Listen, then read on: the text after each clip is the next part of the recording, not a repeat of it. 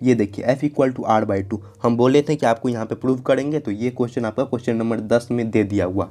तो ये क्वेश्चन भी आपका इंपॉर्टेंट है आपका। तो देखिए यहाँ पे हम पहले एक डायग्राम बना लिए हैं।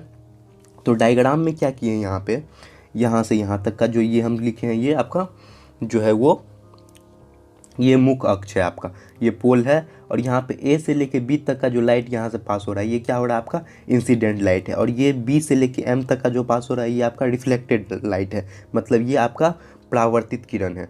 और ये सी है, ये एफ है और पी है। यहाँ तक हम समझा दिए थे।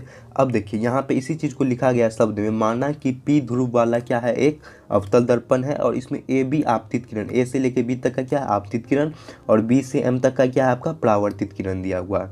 ये चीज़ आपका लिखा हुआ है क्वेश्चन से।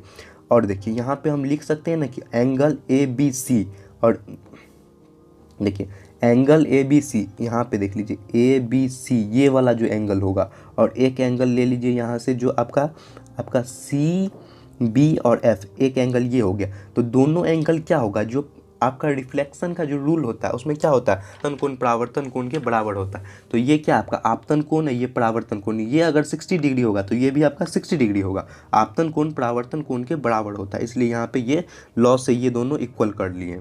और इस लॉ के कारण आप लोग मैथ में भी पढ़े होइएगा, इसी चीज़ को हम लिख सकते हैं ना कि angle of A B C और angle of B C F, ये तीनों क्या है, एकांतर कोण है। तो एकांतर कोण भी जब रहता है तो वो भी बराबर होता है।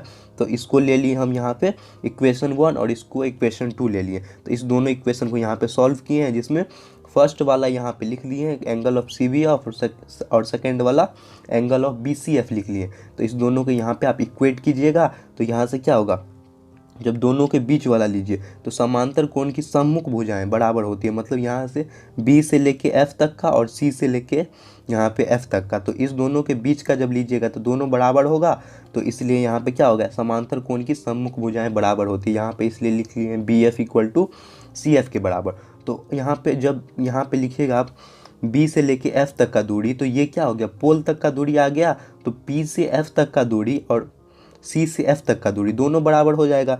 अगर ये इक्वल होगा तो यहाँ पे ये दोनों, यहाँ से P से F और C से F ये दोनों बराबर होगा। ये चीज़ हम बताए थे आपका पिछले वाले डायग्राम में ही बताए थे कि जितना डिस्टेंस आप इसका लीजिएगा उतना ही इसका भी लीजिएगा, है ना, यहाँ से यहाँ तक का। तो P से लेके यहाँ से F तक का ये डिस्टेंस और ये डिस्टेंस, दोनों डिस्टेंस क्या होगा, अगर 2 सेंटीमीटर ये है तो 2 सेंटीमीटर ये भी होगा।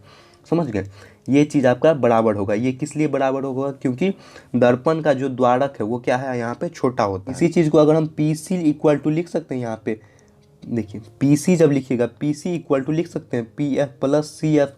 तो पी एफ और सी एफ को जोड़िएगा तो पी से लेके सी तक का दूरी आ जाएगा।